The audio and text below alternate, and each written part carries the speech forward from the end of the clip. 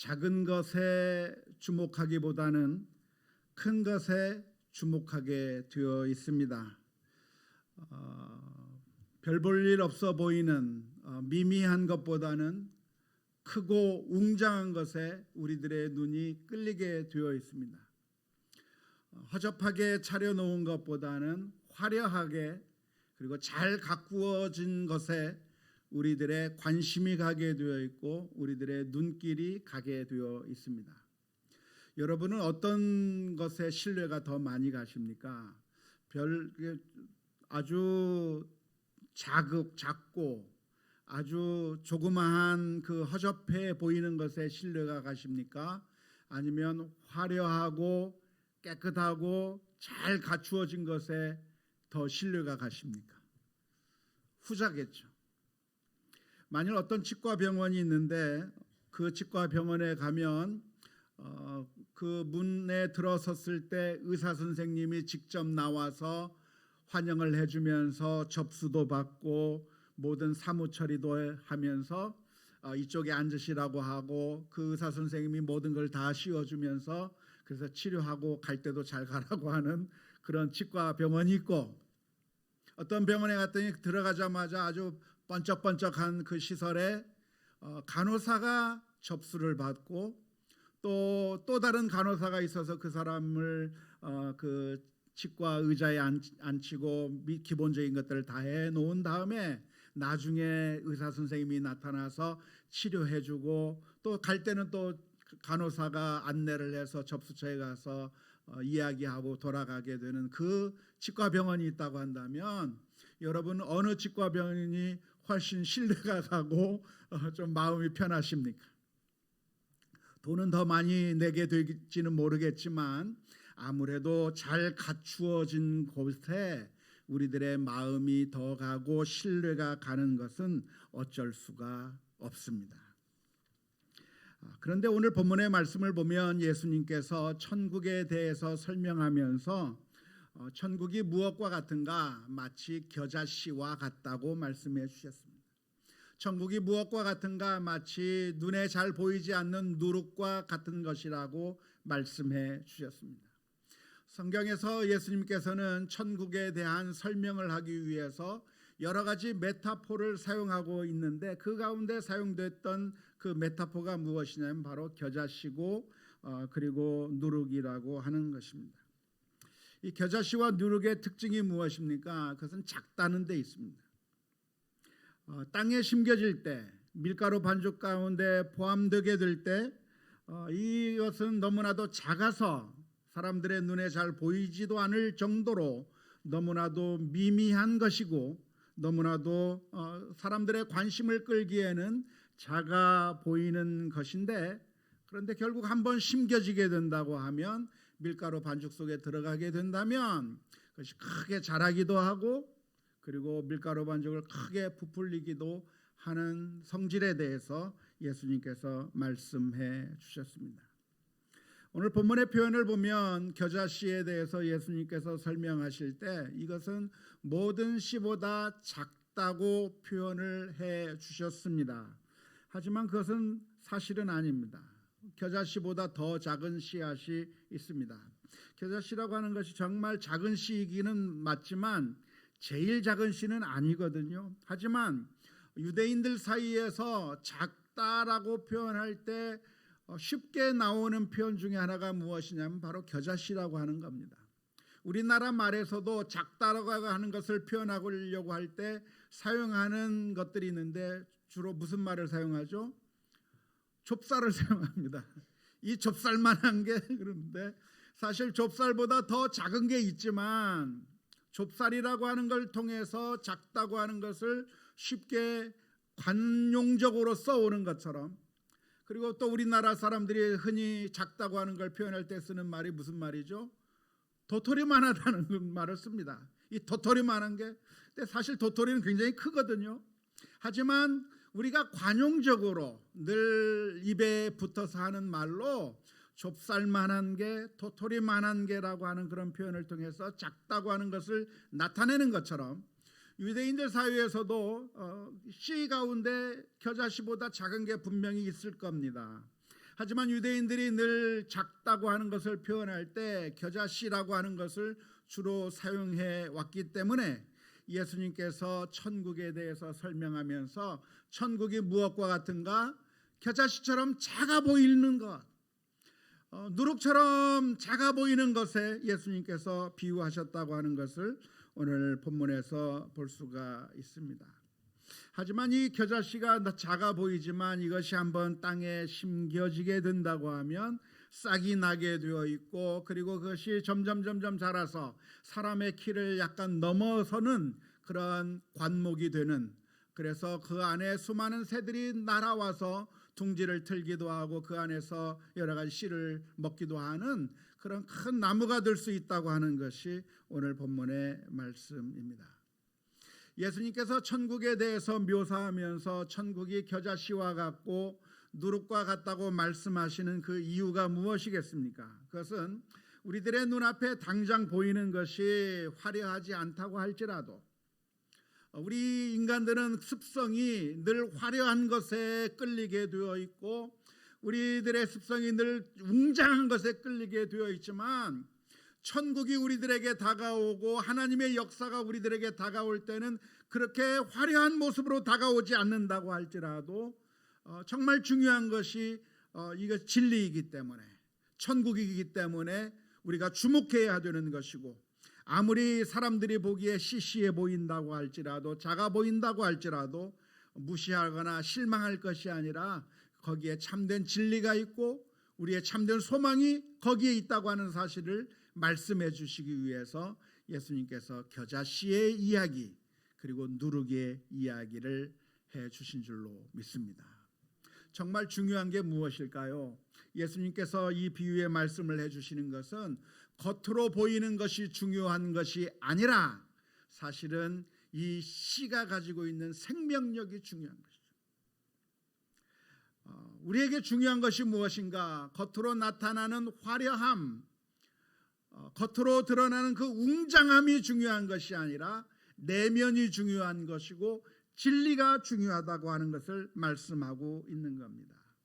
만일 진리라고 한다면 그것은 열매를 맺게 되어 있고 자라게 되어 있고 결국에는 온 세상을 변화시킬 수 있는 어마어마한 결과를 나타내게 되는 겁니다.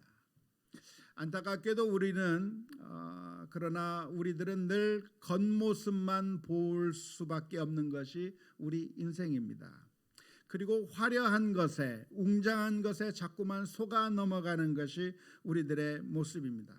하지만 예수님께서는 이 비유의 말씀을 통해서 해주시는 그 요점이 무엇이냐면 우리가 웅장한 것에, 화려한 것에 속지 말라는 겁니다.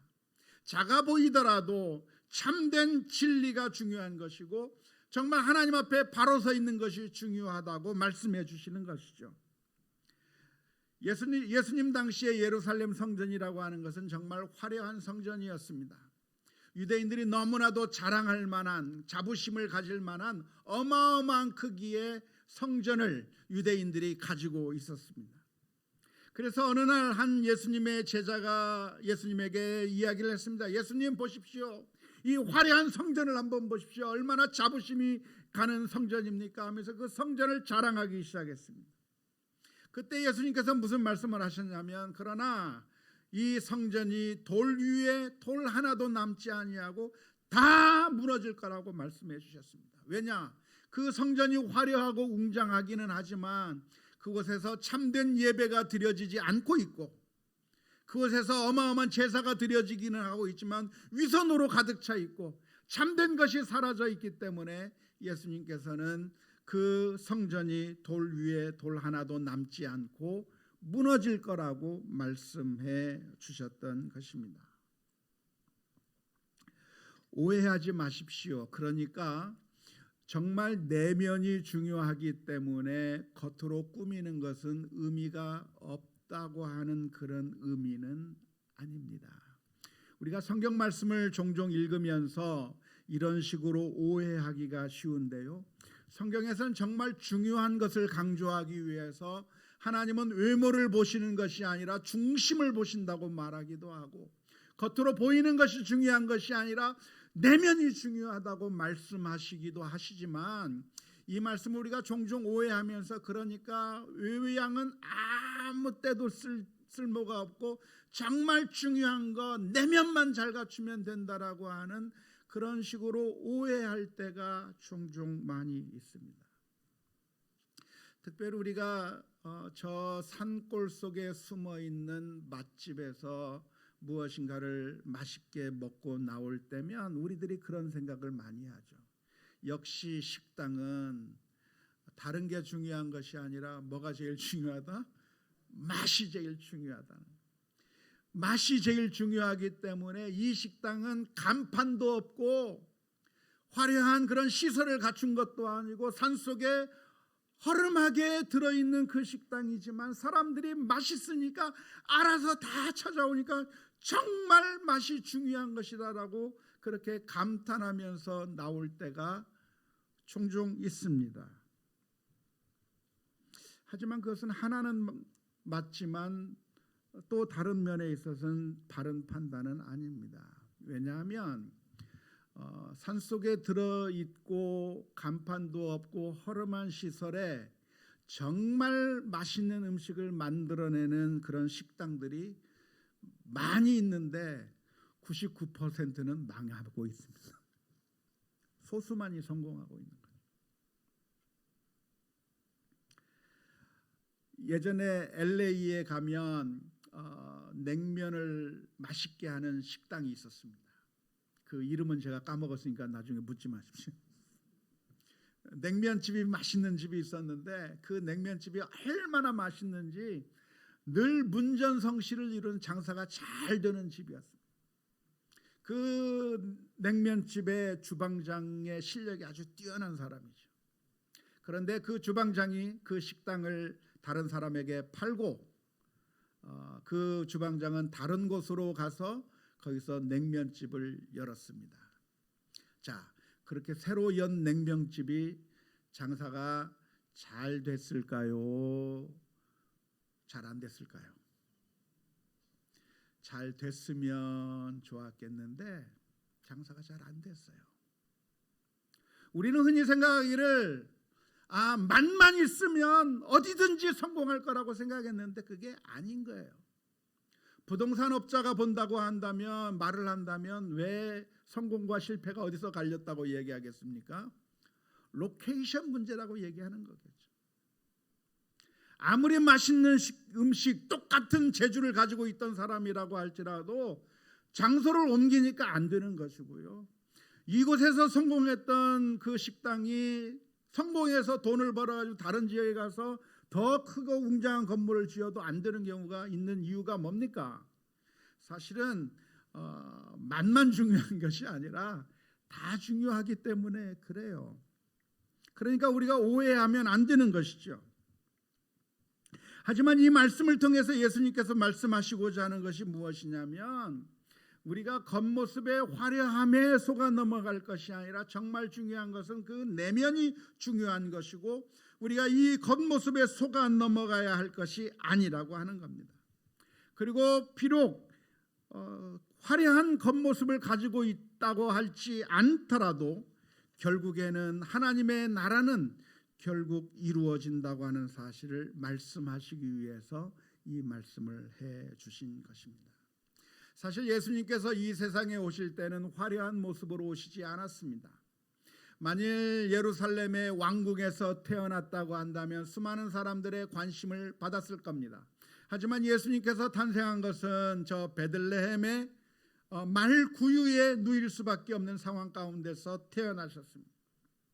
뿐만 아니라 예수님께서 사역을 하실 때에는 수많은 사람들을 이끌고 다니면서 사역을 하신 것이 아니라 저 갈릴리에서 이름 없는 곳에서부터 12명의 제자를 데리고 사역을 시작했습니다. 예수님께서 하신 일이 무엇입니까? 로마 군대와 싸워서 로마 군대를 무찌르신 것이 아니라 그저 가난한 사람 그리고 아픈 사람들 한 사람 한 사람 만나면서 그 사람들을 치료해 주는 모습이었습니다. 그러니까 어떻게 본다고 하면 예수님의 이 사역의 시작이라고 하는 것은 너무나도 초라해 보이고 눈에 띄지 않는 그런 방식으로 사역을 해왔습니다. 그게 수많은 사람들에게는 답답한 모습이었습니다. 메시아를 기다리던 이스라엘 민족의 답답함이 무엇이었습니까? 메시아가 왔다고 하는데, 하나님 나라가 시작되었다고 하는데 바뀐 게 아무것도 없다고 하는 것이 이스라엘 민족이 겪고 있었던 답답함이었습니다. 여전히 로마 군대가 이 이스라엘 민족을 통치하고 있었고, 매국노인 세리는 아직도 떵떵거리면서 세금을 갈취하고 있었고, 어제 당하던 그 고통이 사라진 것이 아니라 지금도 그런 고통을 당하고 있는 그 상황 가운데서 이스라엘 민족은 답답한 것입니다. 아니, 메시아가 왔으면 좀 모든 문제를 좀 해결했으면 좋겠는데 아무것도 해결된 것이 없는 것처럼 보이는 겁니다. 그때 예수님께서 해주셨던 대답이 무엇이냐면, 하나님 나라가 이 세상에 올 때 어떻게 오느냐, 화려하고 웅장하게 오는 것이 아니라 마치 겨자씨와 같이, 누룩과 같이 오는 것이라고 말씀해 주셨습니다. 당시에 있던 사람들 가운데서 제일 답답하게 느꼈던 사람이 누구였겠습니까? 세례 요한이었을 겁니다. 왜냐하면 이 세례 요한이야말로 예수님을 수많은 사람들에게 소개한 사람이었습니다. 예수님이 지나가는 그 모습을 보면서 세례 요한이 외쳤습니다. 보라, 저 사람은 세상 죄를 지고 가는 하나님의 어린 양이라고 소개를 하면서, 내 뒤에 오시는 이는 나보다 능력이 많으신 분이 오시는데 타작마당을 깨끗게 하실 분이 오실 거라고, 이 세상을 심판하실 분이 오실 거라고 실컷 소개를 해놓았습니다. 그런데 예수님께서 오셔서 사역을 하시는데 자신이 기대하는 바와는 전혀 정반대로 가는 겁니다. 예수님께서 오셔서 로마 군대를 무찌르기도 하시고, 죄악을 저지르는 사람들 보면 심판도 하시고, 온 세상을 천지개벽하는 그런 어마어마한 일들을 예수님께서 하신 것이 아니라, 예수님이 하신 일이 뭐예요? 지나다가 가다가 아픈 사람 있으면 병 고쳐주고, 지나가다가 불쌍한 사람이 있으면 그 사람 안아주고, 그냥 한쪽 구석에서 작은 사역을 하고 있는 예수님을 보면서 이 세례 요한의 마음이 답답했을 것 같아요. 뿐만 아니라 지금 세례 요한은 지금 어디에 있습니까? 감옥에 갇혀 있는 거예요. 하나님의 말씀을 전하다가 헤롯 대왕의 미움을 받아서 감옥에 갇혀 있는 겁니다. 헤롯 대왕은 아직도 떵떵거리면서 잘 살고 있고, 심판을 받지 않는 채 그렇게 잘 살고 있는데, 자신은 억울하게 감옥 속에 갇혀 있는 그 상황을 보면서 세례 요한의 마음 가운데 질문이 생기는 거예요. 하나님 나라가 온 것이 확실합니까? 예수님이 메시아라고 하는데 정말 메시아인 건 맞습니까? 그래서 사람을 보내서 예수님에게 물어봅니다. 예수님, 내 뒤에 오시겠다고 했던, 성경에서 약속해 주셨던 그 메시아가 온다고 했는데, 그 메시아가 예수님 선생님이 맞습니까? 아니면 우리가 다른 사람을 기다려야 합니까? 그때 해주셨던 예수님의 대답이 마태복음 11장 4절과 5절 말씀에 기록되어 있습니다. 예수께서 대답하여 이르시되, 너희가 가서 듣고 보는 것을 요한에게 알리되, 맹인이 보며 못 걷는 사람이 걸으며 나병 환자가 깨끗함을 받으며 못 듣는 자가 들으며 죽은 자가 살아나며 가난한 자에게 복음이 전파된다 하라. 지금 세례 요한의 눈에는 아무것도 변한 게 없어요. 계속해서 헤롯 대왕이 통치를 하고 있고, 로마 나라가 통치하고 있고, 자신은 감옥에 갇혀 있고, 아무것도 변한 것 같지 않은 그 상황 가운데서 예수님께서 해주시는 말씀이 무엇이냐면, 그런데 전에 앞을 보지 못하던 사람들이 보게 되었고, 나병을 가지고 있던 사람의 몸이 깨끗하게 되는 일들이 여기저기서 하나씩 하나씩 일어나고 있다고 하는 사실을 말씀해 주신 것이죠. 세상이 확 바뀌지 않아서 너무나도 답답한 그 세례 요한을 향해서 해주시는 그 말씀이 무엇이냐면, 하나님의 나라가 지금 천지개벽을 하면서 오는 것을 기대하고 있었겠지만 그렇게 오지는 않았을지라도 하나님 나라가 아예 없는 것이 아니라 이 사람에게는 하나님의 나라가 이루어지고, 저 사람에게 하나님의 나라가 이루어지고 하나씩 하나씩 하나님의 역사가 이루어지고 있다고 하는 사실을 말씀해 주셨습니다. 마태복음 12장 28절 말씀에 보면 이렇게 말씀해 주셨습니다.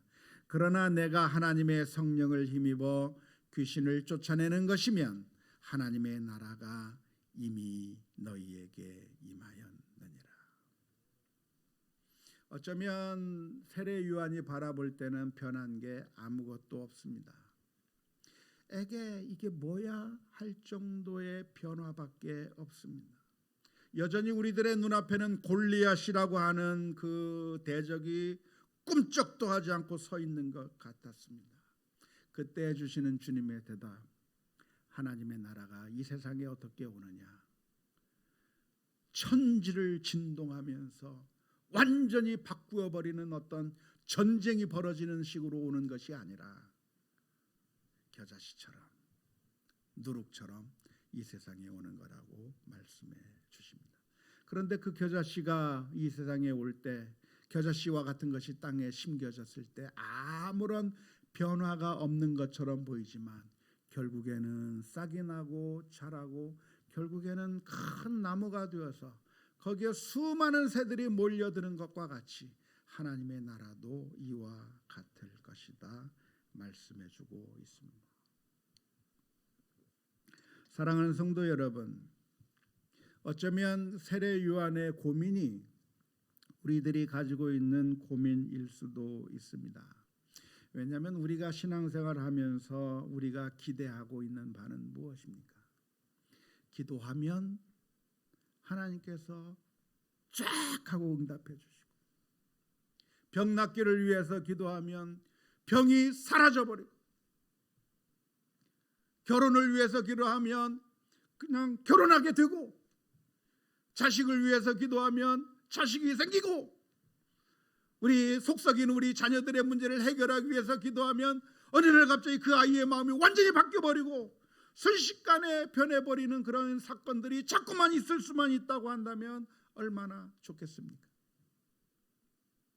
그런데 아무리 기도해도 변하는 것 같지 않고, 코로나19의 상황은 끝나는 것 같지 않고, 아무리 신앙생활을 열심히 해도 우리 주변의 모습은 하나도 바뀐 것 같지 않고, 우리 가정에는 갈등이 계속 있고, 우리 자녀의 문제는 계속해서 생기고, 질병으로 인해서 고통받는 사람은 여전히 그 질병으로 고통받는 이 모습을 보면서 수많은 사람들이 지치고 쓰러지게 되는 겁니다. 정말 하나님의 나라가 있는 것이 맞습니까? 정말 하나님께서 역사하신다고 하는 것이 맞습니까? 눈에 보이지 않고 우리가 느끼지 못하기 때문에 없을 것 같이 생각되는 그런 낭망스러운 이 시점에 주님께서 해주시는 말씀이, 하나님 나라는 어떻게 오는가?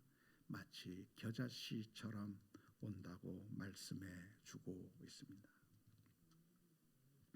예수님께서 이 세상에 오실 때도 역시 마찬가지였습니다.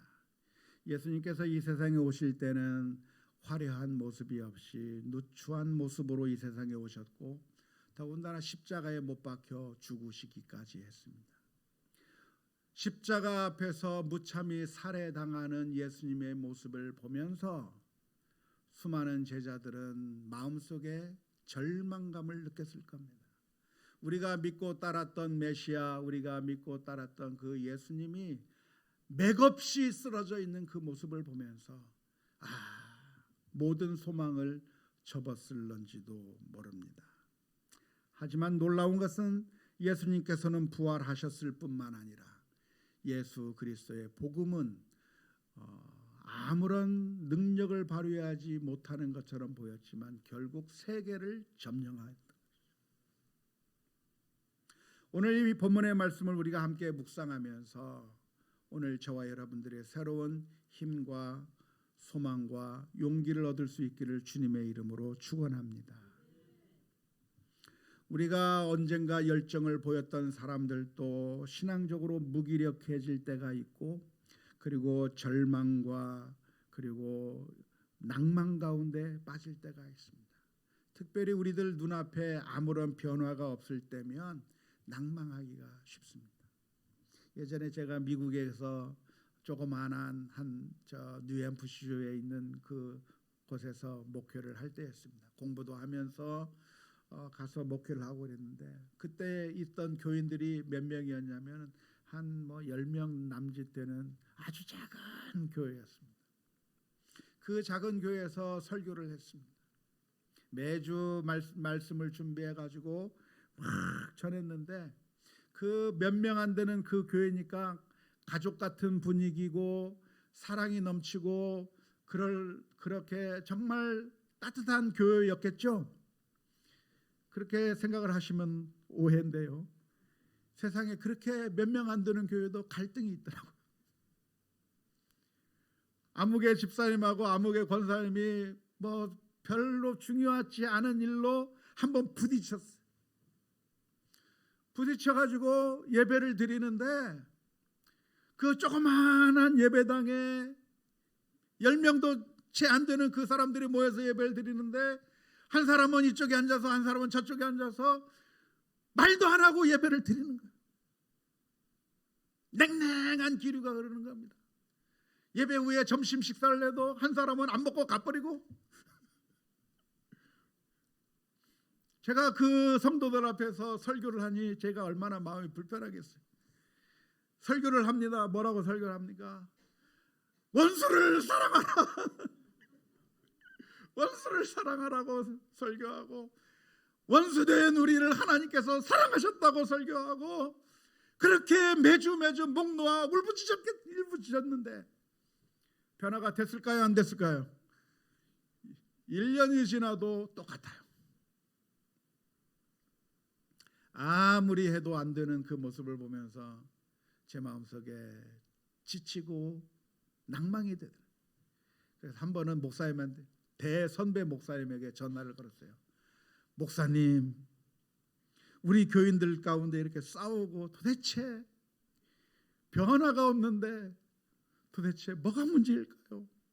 지치고 힘들어서 못해 먹겠습니다. 그랬더니 그 목사님이 저를 위로해 주어서 다시 한번 새 힘을 얻었던 기억이 납니다마는, 어쩌면 우리들의 모습이 그와 같습니다. 우리가 한때는 신앙생활을 열심히 하기도 하고 내가 열정을 보일 때도 있었는데, 시간이 지나면서 아무런 변화가 없는 모습을 보고 절망하게 되기까지도 합니다. 엘리야 선지자가 그랬습니다. 엘리야 선지자는 어떤 사람이었습니까? 어마어마한 일을 이룬 사람이었습니다. 바알 선지자와 대결해서 하늘에서 불이 떨어져 재물을 불로 살랐던 그런 어마어마한 기적을 체험했던 사람이 엘리야였습니다. 하지만 그 엘리야가 우울증에 빠졌습니다. 영적인 무기력감에 빠졌습니다. 왜냐하면 그런 기적을 보고도 이세벨이라고 하는 왕비가 여전히 살아서 엘리야를 죽이겠다고 그렇게 결심하고 있는 그 모습을 볼 때 엘리야 선지자는 하나님 앞에 하소연하는 겁니다. 하나님, 이제는 더 이상 못해 먹겠습니다. 나를 죽여주십시오. 그러나 우리가 낭망하지 말아야 될 이유가 어디에 있습니까? 왜냐하면 하나님의 나라는 겨자씨와 같이 우리들에게 다가오는 것이지만, 그것이 아무런 변화가 없는 것처럼 보인다고 할지라도 결국 시간이 되면, 하나님의 때가 되면 싹을 피우게 되는 것이고, 결국에는 수많은 새들이 날아와 들 수 있는 그런 가지로, 나무로 성장할 수 있다고 하는 사실을 우리가 확신하면서 담대하게 믿음으로 승리해 나가는 우리 모두가 다 될 수 있기를 주님의 이름으로 축원하십니다. 놀라운 것은 하나님께서는 저와 여러분들을 포기하지 않으셨다는 것이죠. 우리들의 모습이야말로 어쩌면 겨자씨보다도 더한 모습이에요. 하나님께서 우리 인류를 향해서 수많은 사랑을 베풀어 주셨건만, 늘 배반하고 늘 하나님의 말씀에서 떠나 살고 죄악을 저지르고 있는 우리들의 모습을 볼 때 하나님의 마음이 얼마나 답답하시겠어요. 그러나 그 하나님께서는 우리들의 모습을 보고 실망하거나 포기한 것이 아니라 놀랍게도 인내하시고 참고 기다리시는 가운데 약한 우리들을 변화시키시고 예수 그리스도의 복음의 능력으로 치유해 주셔서 하나님의 자녀 삼아 주신 것을 기억하면서 우리도 이 세상의 것들이 변화되어 버리지 않는다고 할지라도 낭망할 것이 아니라 담대하게 믿음으로 바라보며 믿음으로 승리하는 우리 모두가 다 될 수 있기를 주님의 이름으로 축원합니다.